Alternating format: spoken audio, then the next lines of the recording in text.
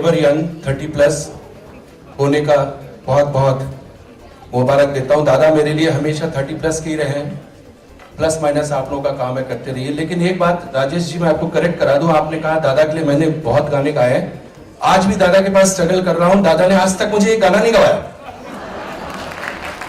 दादा को पूछ लीजिए, जबकि दादा के सारे गाने मैं लिखता था, क्योंकि वो नहीं लिखते थे, मैं ही लिखता था, लेकिन उन्होंने आज तक मेरे को नहीं गवाया। दादा आज प्रॉमिस कीजिए सबके सामने कि आप मुझे गवाएंगे, बहुत जल्दी ब्रेक देंगे। इंस्पिरेशन कहां से आती है आज पता चल गया।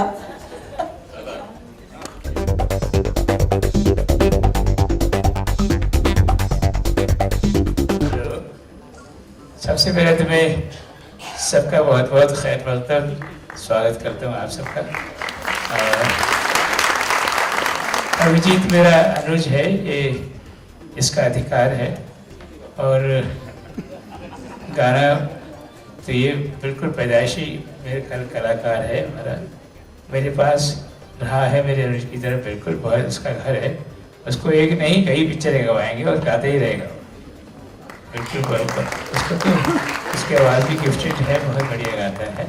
और अभी एक जो उसका जी चाहे गुनगुनाए, ताकि आप लोग सब मुझे कह सकेंगे अब तक क्यों नहीं गवाया।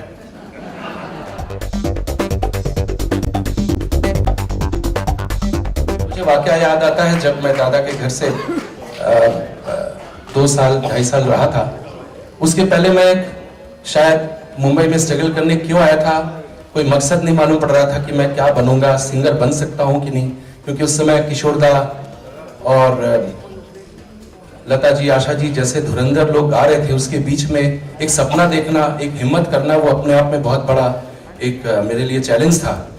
लेकिन जब मैं देखता था तो मुझे ऐसा लगता था हर दिन, आज राजकुमार जी सामने बैठे हैं, बाड़ जाती जी, कि दादा हर सिंगर को राष्ट्रीय पिक्चर में गवाते हैं, लेकिन आज ये भी कहूंगा कि मुझे राष्ट्रीय पिक्चर में भी नहीं गवाया,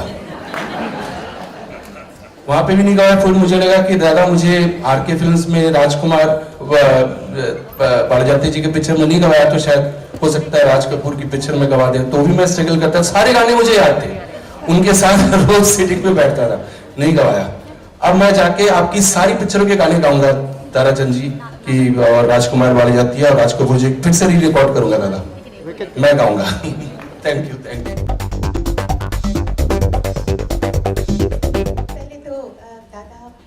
दादू, आपको happy birthday, may God give you a very very long musical life, good health. और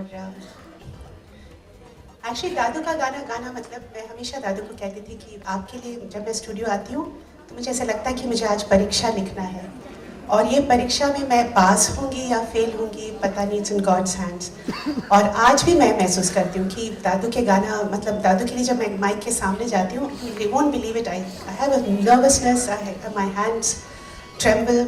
और अच्छा हुआ मुझे नहीं गवाया। और जब वो कहते हैं कि तुम पास हो गए हो, तो इतने साल जब मैं गा रही हूँ, जब लगता है कि दादू का गाना ठीक हो गया, अगर मैं पास हो गई तो मुझे लगता है चलो ठीक है, जो भी मैं गा रही हूँ शायद ठीक ठाक है।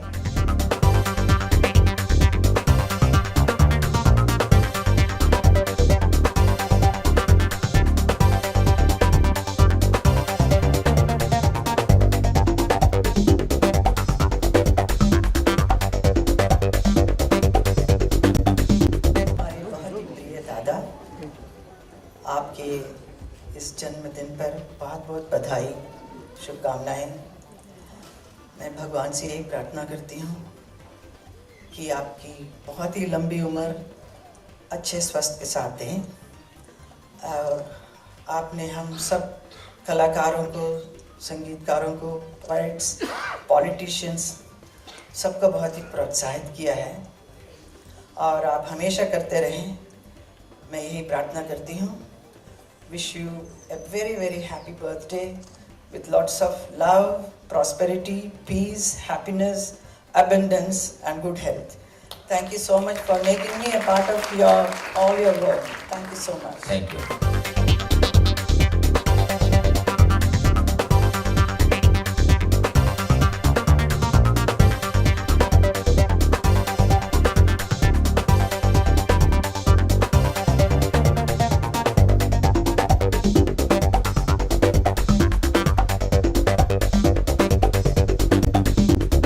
सारे दोस्तों, मैं इतना ही कहना चाहती हूँ कि जो मेरे दिल में था, जो मैं महसूस करती हूँ दादू के लिए, वो सब कुछ मेरी बहन हेमा जी ने पहले ही ज़ाहिर कर दिया।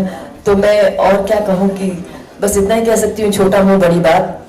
बस भगवान से मेरी यही दुआ है कि मेरी भी उम्र दादू को लग जाए और जन्मदिन बहुत बहुत मुबारक हो।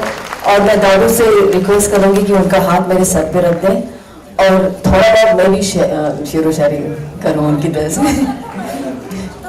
जी नहीं दादू, आप अपना हाथ मेरे सर पे रख दीजिएगा।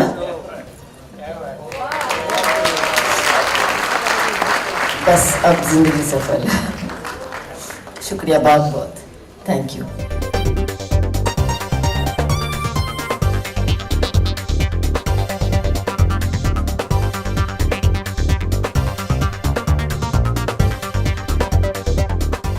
वैसे मैं बहुत बार कह चुकी हूँ ये शेर, मैं फिर से दोहराना चाहती हूँ कि जो चाहते हो सो कहते हो, चुप रहने की लज्जत क्या जानो।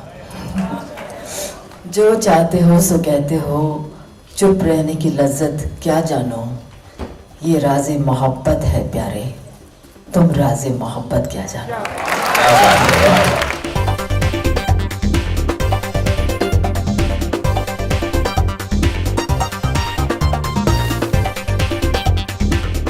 दोस्तों, कभी कभी शब्द बहुत बोने हो जाते हैं और इतनी ऊंची हस्तियां हमारे साथ जब हों तो लफ्ज़ बड़े छोटे पड़ जाते हैं। What's are feeling to show my gratitude towards the Hema ji and Rekha ji, और आप सब आए हुए मेहमानों का बहुत बहुत फिर से स्वागत। मेरी विधा बोलना नहीं है, मैं तो कुछ ना कुछ जोड़ के ही कहता हूँ, तो कोशिश करूँगा कि 2-4 लाइनें आपको सुनाऊँ इनके लिए।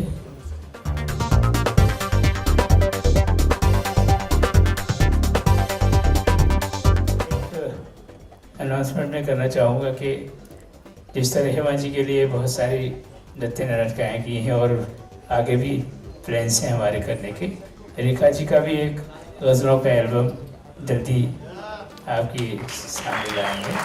रेखा जी से बात हुई, उस एल्बम से एक गज़ल के 2 शेर में पहले आपको सुना देता हूँ जो रिकॉर्ड होने वाले हैं।